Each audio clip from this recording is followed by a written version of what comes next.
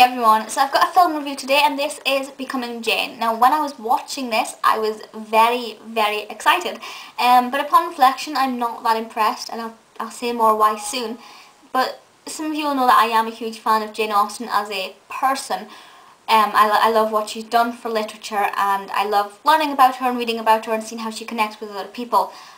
What I don't like is her actual writing. No, that's not fair. I've only read 2 things that she's written. I have all of the books, which I do need to read. But Pride and Prejudice, loved. Sense and Sensibility, didn't like. But nonetheless, no matter how much her work may define my tastes, I still enjoy learning about her. So I was very much excited to watch Becoming Jane, because it's exceedingly biographical of the time leading up to her writing career. You know, we don't get to see her childhood, but we get to see her from, well, basically in the same time frame as a young adult and finding love. Because there's obviously this big thing about how Austen never married, and that played a big part of her writing. You'll see a lot of her protagonists are looking for love. A lot of them will get married, or their main focus is marriage, and that's typical of the time, you know, late 1700s. That's pretty typical of what's happening at the time. How boring must that have been? And it basically shows us her looking for love and trying to find the right person. And within the space of the film, which is, I think it was an hour and 50 minutes, I think, she has 3 marriage proposals. Now the fact that she's turned all 3 of those down is, it shows us a lot about Austen's personality. Now I can't tell you how accurate this film is. The people involved in it are fairly accurate. For example, Henry Austen's in it, a lot of other people are in it, her sisters and things. So as far as the people in it go, it's pretty accurate. As far as the actual content, I'm not overly sure. A lot of it adds up, as in the fact that she didn't get married and things, and she's very strong-headed and she knows what she wants. That's all very much in it, and the fact that she was a woman writer using a pseudonym, all very true. But the specifics, I can't be too sure. Nonetheless, it's a bit rubbish. It is very boring. If you were not a fan of Austen, if you were just watching this as a film about a woman writer in the 1700s, and you know how her life impacted her work, it wouldn't be that interesting. The fact that you can relate to it as an Austen fan and say, I know what that is, I know what she's quoting from there, and I know who that character is, it's good.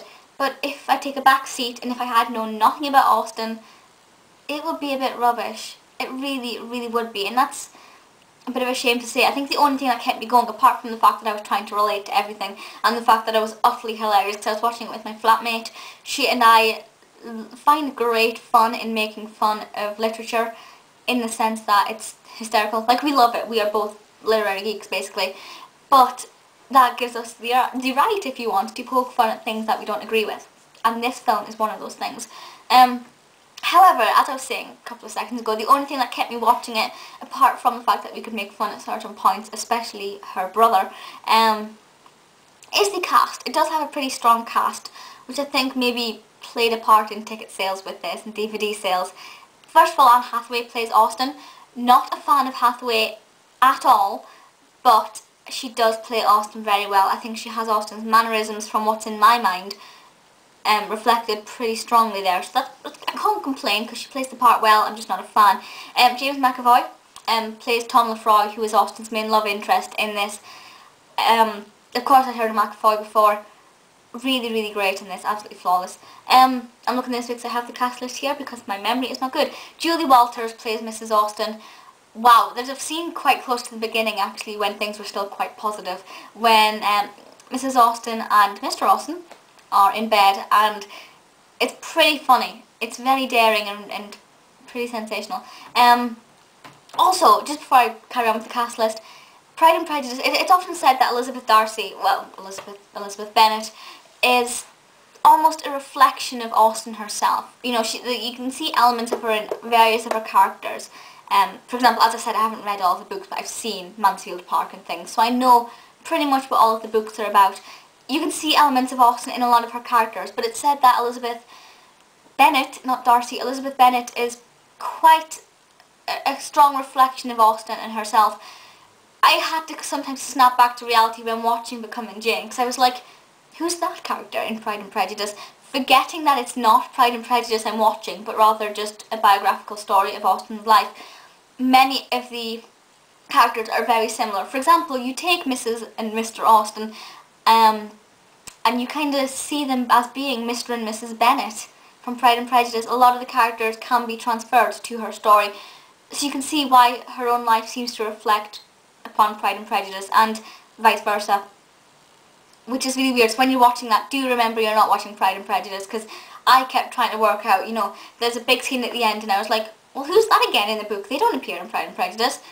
Forgetting that's not Pride and Pred.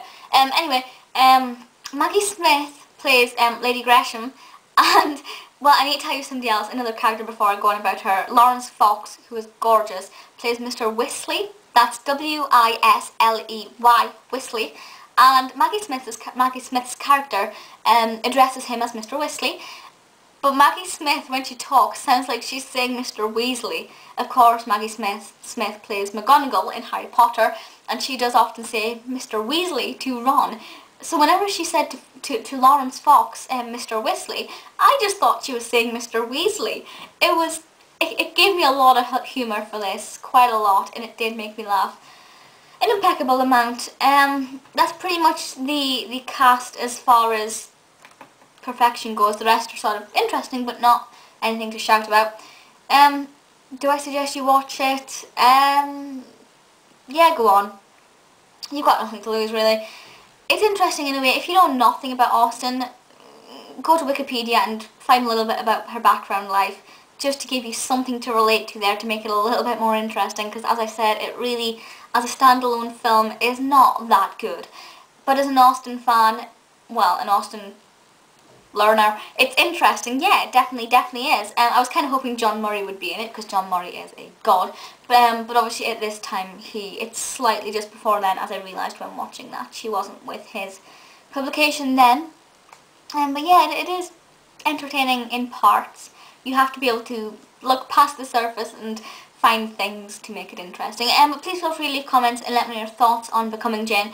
Over Christmas, there are many Jane Austen things on. I'm not going to be watching any of the actual adaptations, but there's a couple, I think there's 2 different documentaries on. I'm also going to be watching the film The Jane Austen Book Club. I also have 2 Jane Austen books to read, which will be reviewed on my Amy's Literary Life channel. So yeah, expect a lot of Jane Austen-ness over the next month or so. Yeah, but that's it for just now. Requests and suggestions for future videos, let me know, and I'll see you all next time. Bye!